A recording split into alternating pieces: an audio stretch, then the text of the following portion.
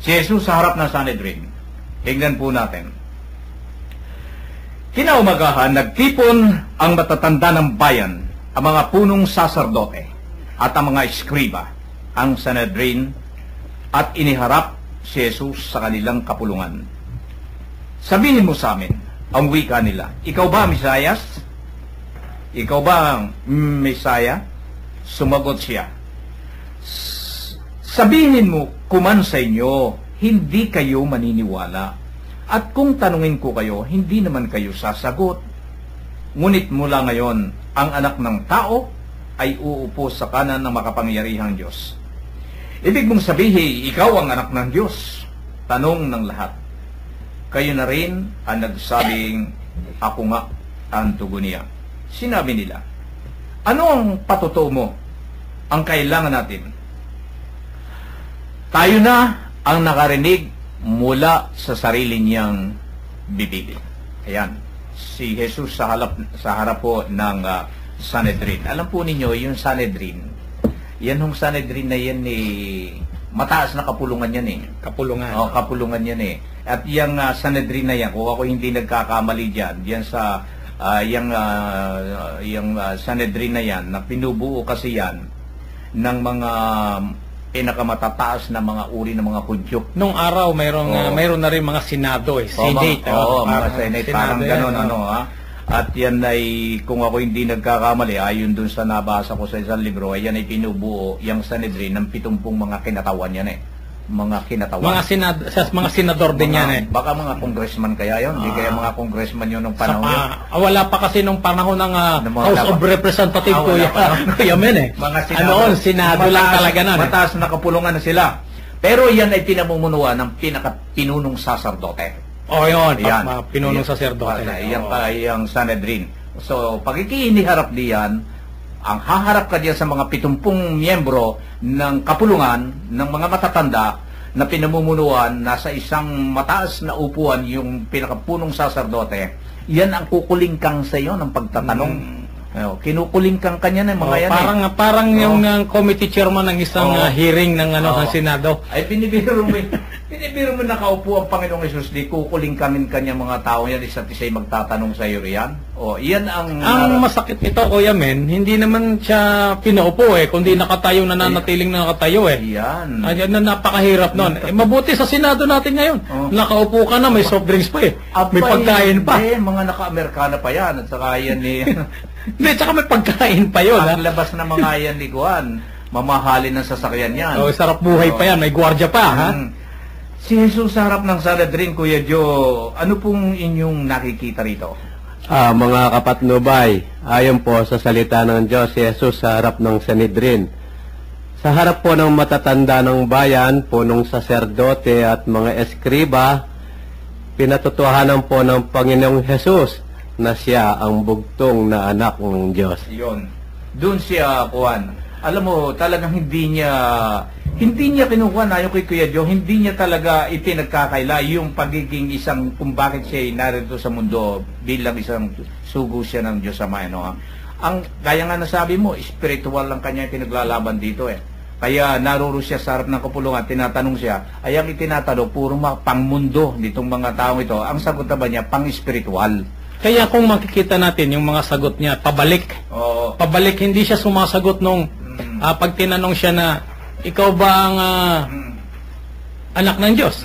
Ay, ikaw nagsabi. Hindi niya sinasabi, ako. Bakit? Parang gano'n. Sa atin, pag tinatanong kasi yung mga sa kapanahon na ito, kapag yung may nagtanong sa'yo, ikaw ba yung anak ni Pedro? Opo, ako po. Hindi yung, ikaw na nga nagsabi. Si Jesus, talagang iba ang kanyang, iba ang kanyang mga pagtugon. Sapagkat, kung titingnan po natin, noong daranasan na nga niya yung kanyang paghihirap o yung kanyang misyon, sadyang handang-handa. Handang-handa si Jesus. Maging doon sa investiga, para bang ito yung investiga sa Senado naalala ko tuloy yung nangyayari sa Senado ngayon na yung naging kaso ng CTA scandal yung tungkol sa mga pagpapalakas ng ating teknolohiya na gagamitan ng pamahalaan. wag na natin kapakaliinan na masyado. Baka may makarinig sabihin naman miyembro na rin tayo ng gumagawa ng story riyan. Pero yung katotohanan dito, yung isa sa mga witnesses na nakuha doon, meron ding nagkaroon din ng problema na meron din siyang mga maling sagot.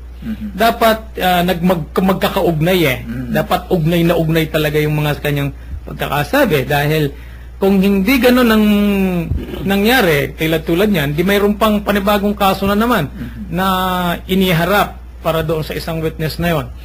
Si Jesus hindi mo mabibigyan ng ganito puro point blank sasagutin kanya pero paikot, balik sa'yo ibabalik sa'yo yung tanong mo Kapag ganito ang kausap mo, kuya, lagi kang black black, wala kang magagawa kung yung witness sana nung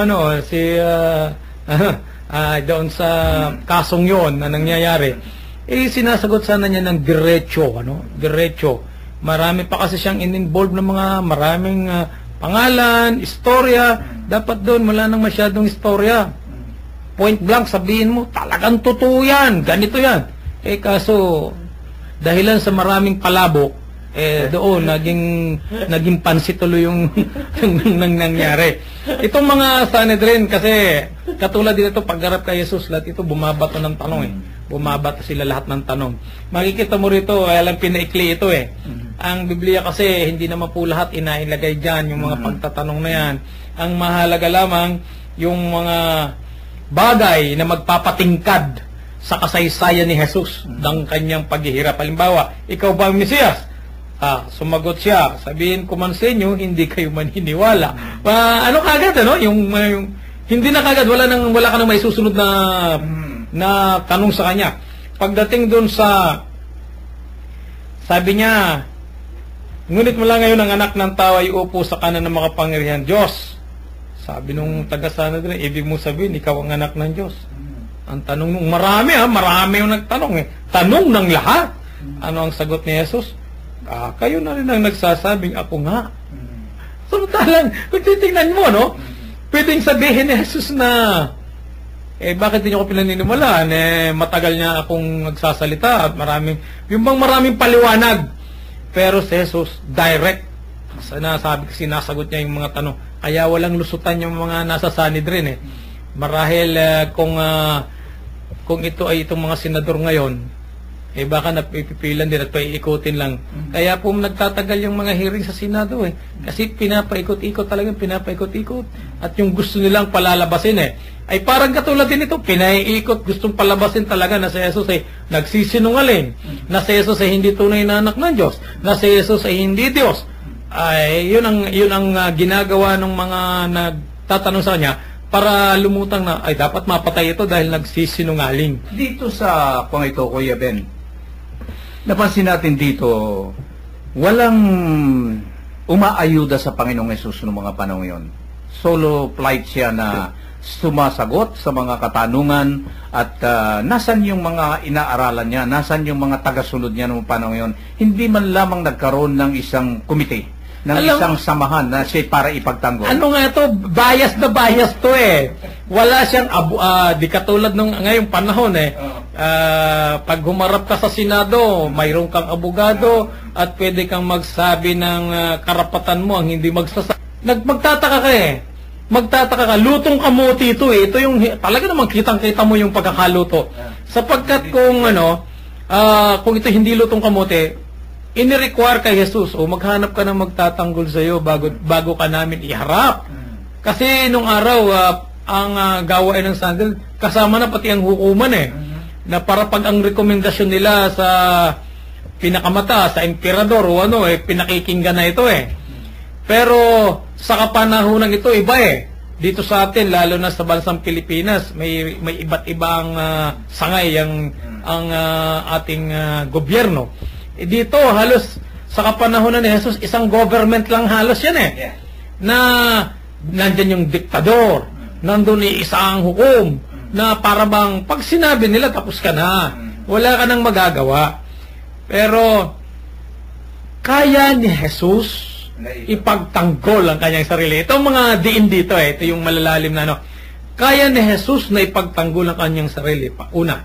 Pangalawa, kaya niyang makipagdaldalan o yung katulad